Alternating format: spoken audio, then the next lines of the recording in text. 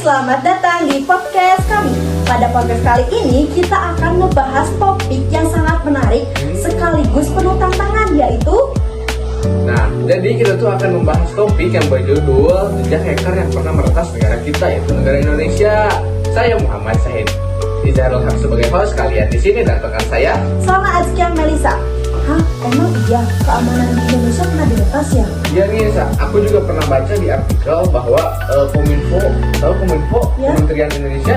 Nah, kementerian itu tuh pernah diretas oleh seseorang yang berasal dari Polandia, teman-teman. Jadi dia tuh meretas data-data yang ada di Kementerian Kominfo, termasuk data kita juga loh. Nah, kita juga mengundang bintang tamu nih, yang dimana dia tuh pernah menjadi korban dari peretasan orang-orang yang tidak dikenal, yang dia tuh mengalami kerugian seperti datanya pada hilang dan disalahgunakan oleh orang yang tidak dikenal. Siapa sih bintang tamunya? Nah, tidak berlama-lama lagi, kita sambut bintang tamu kita, Ilham Zakaria. Sehat. Alhamdulillah. Emang benar data pribadi kamu diretas sama orang lain? Emang gimana gitu kronologinya? Kamu tuh lagi gimana, lagi ngapain, atau tiba-tiba hilang aja semuanya, atau kayak gimana? Ya jadi gini ya kronologinya, sekitar tahun 2024 lah kalau nggak salah. 2 tahun yang lalu? Ya, waktu itu tuh aku baru pulang sekolah, lagi tiduran, lagi scroll TikTok. Oh ya. Tiba-tiba ada yang call. Lalu dia bilangnya gini, Cina. Apa itu teh orang tidak dikenal? Atau Iya, nomornya teh gak dikenal, orang asing. Masih. Tiba-tiba dia ngomong gini, halo Cina, apakah benar ini dengan Ilham Zakaria? Nah, sama saya tuh dimatiin ya teleponnya.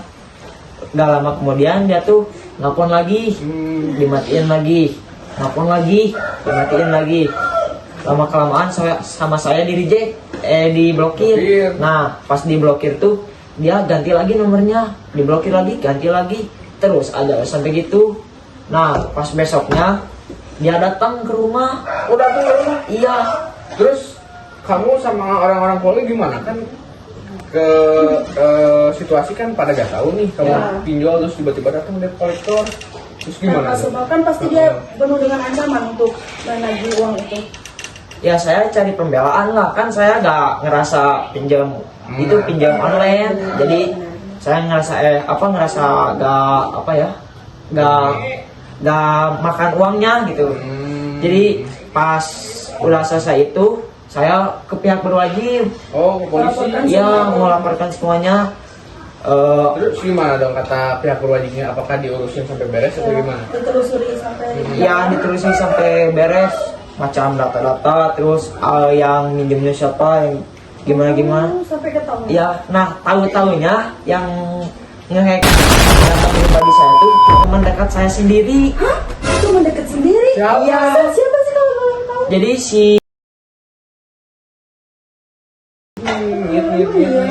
iya, aku juga gak nyangka ini. Kayaknya kita bakar blur ya, soalnya ini bersifat privasi.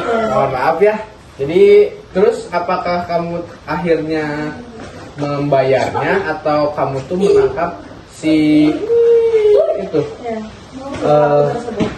Jadi si itu tuh ditangkap. Nah, aku jadi gak bayar. Oh. Ya, nah kesimpulannya dari semua kejadian itu ya, kita tuh harus hati-hati, jangan sampai ada minjemin seperti KTP atau data-data pribadi ke orang dekat kita sendiri, karena menurut saya ya pribadi, sedekat-dekatnya teman-teman pasti ada sisi buruknya.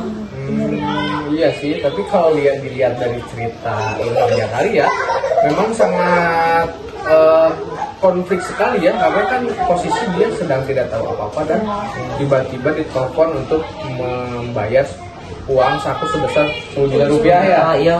Kalau misalkan saya di posisi Anda, mungkin saya juga akan kebingungan ya, karena kan kita tuh gak tahu apa-apa, tiba-tiba ditagih. Nah terus kalau diambil dari kesimpulannya emang bener ya, kita tuh emang Jangan terlalu percaya kepada teman kita sendiri, karena kayak benar, kayak dia tuh ada yang baik, ada yang buruk, ada yang menjerumuskan seperti yang dialami oleh Ilham. Nah, dari di samping itu juga kita tuh mengundang narasumber ya dari yang akan lebih tahu nih tentang hacker-hacker ini. dan dia juga pasti akan membahas hacker yang lebih besar lah, soalnya kan kita tuh memiliki jejak peretas yang pernah ada di Indonesia. Jangan lama-lama lagi, kita akan menyambut Raisa. Halo. Oke, perkenalkan saya Raisya, saya Diati Rukmana. Terima kasih telah mengundang saya ke podcast ini. Nah, jadi gimana nih? Soalnya saya tuh sudah mendengar cerita dari bintang tamu kita. Apakah ada kaitannya nih sama digital yang Anda pahami? Tentang pertasan ini.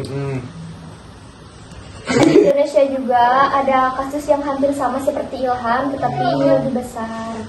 Emang gimana itu kasusnya? Tahun berapa emang? Jadi pada tanggal 31 Agustus 2022 ada sosok yang bernama Jorka. Dia ini mengaku hacker besar yang waktu pada tanggal itu tuh dia berhasil membobol sebanyak 1,3 miliar data register. Nah, terus kan dia tuh ngambil semua data semua itu kan. Itu tuh dibuat apa? Dia tuh digunakan untuk apa? Si data-data tersebut. Jadi data-data yang telah Jorka retas, data-data itu biasanya dijual pada situs gelap atau dark web namanya.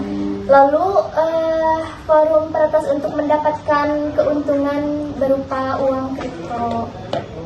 Berarti secara tidak sadar tuh si yang data-data diambil tuh emang benar-benar dijual untuk kepentingan sendiri dong? Iya, untuk hasil sendiri ya, untuk kepentingan finansial si hacker tersebut. Terus sampai sekarang si hackernya apakah udah ditangkap atau terbongkar identitasnya atau gimana? Nah, ada info nih di tahun kemarin, di tahun 2025, tepatnya pada tanggal 6 Oktober, Jorka ini berhasil ditangkap oleh Polda Metro Jaya. Ya. Oh, berarti orang Indonesia dong, bukan orang Polandia? Iya, betul sekali. Orang dalam juga. Iya, ternyata sesuai informasi, Jorka ini tuh ternyata dia ini orang yang berasal dari Minahasa, Sulawesi Tengah. Berarti kita tuh jangan jauh-jauh nyari dulu ya, kita cari dulu orang-orang terdekat kayak kasus si bro ini. Jadi kan sama banget, sama ya. Jadi orang-orang terdekat kita ternyata bukan orang jauh yang mungkin enggak kita kenal. Padahal si yang tadi Jorka tuh ngaku-ngaku orang Polandia ya. Oh iya, gimana sih cara mengantisipasinya biar data aku tuh aman? Aku males nih kalau diretas lagi. Ya, Nah, tuh, antisipasi atau pencegahan yang bisa kamu lakukan atau semua kita lakukan itu ketika kita punya akun, kita tuh harus menggunakan kata sandi yang sangat kuat dan rumit, seperti menggunakan mengkombinasikan simbol, angka, huruf kecil dan huruf besar. Selain itu kita bisa mengaktifkan autentikasi 2 faktor. Ya, lalu kita juga bisa menggunakan antivirus atau firewall. Enggak, aku tahu, aku punya satu pencegahan lagi. Ya. Yang penting tuh jangan pernah percaya sama teman dekat. Ya. Nah, benar ya? Meskipun udah berteman bertahun-tahun, tetap aja kita tuh harus ada jarak ya tentang data pribadi kita ternyata. Ya, jangan sampai kita tuh mengalami kasus yang sama seperti Yang udah dialami oleh Ilham. Nah, kalau misalkan kita tuh dikirim pesan oleh nomor yang tidak dikenal, kayak tiba-tiba dikirim link atau aplikasi apa gitu ya, yang tidak diketahui keterangannya, tapi jangan asal seperti itu. Ya. Ya. Tapi kebanyakan yang korban tuh jadinya ibu-ibu ya biasanya. Iya, karena kayak dia tuh nggak tahu karena belum terlalu tahu buat main gadget, jadi dia suka chat. Jadi guys, setelah kita berbincang-bincang tadi, banyak juga ilmu yang kita dapat dari hacker-hacker ini. Terus kita juga harus tetap waspada tentang keamanan pribadi kita, jangan mudah percaya sama orang lain. Terus kalau seumpamanya dapat file aplikasi yang mencurigakan, jangan dulu dibuka atau gimana. Nah, jadi kita sudah sampai di penghujung acara ya. Terima kasih kepada narasumber dan bintang tamu kita ya sudah menyemat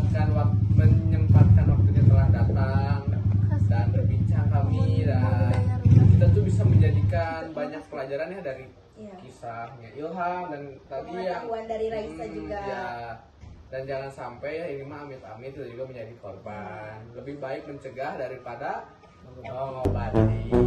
Saya sebagai host kalian di sini, dengarkan saya. Selamat Rizky Amelisa. Kami pamit undur diri.